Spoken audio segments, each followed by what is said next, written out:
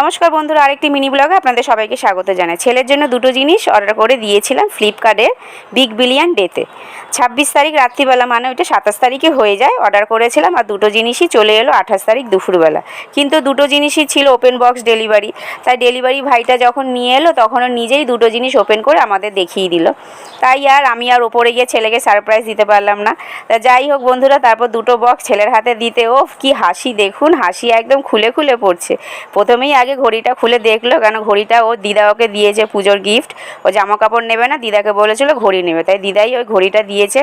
ঘড়িটা ওর খুব পছন্দ হয়েছে। তারপর ফোনটা হাতে পেয়ে তো আরও খুশি, আর কিছু বলার নেই। ফোনটা ছিল মোটোর G85, যেটা এখন মোটোর নতুন লঞ্চ করেছে এই ফোনটা।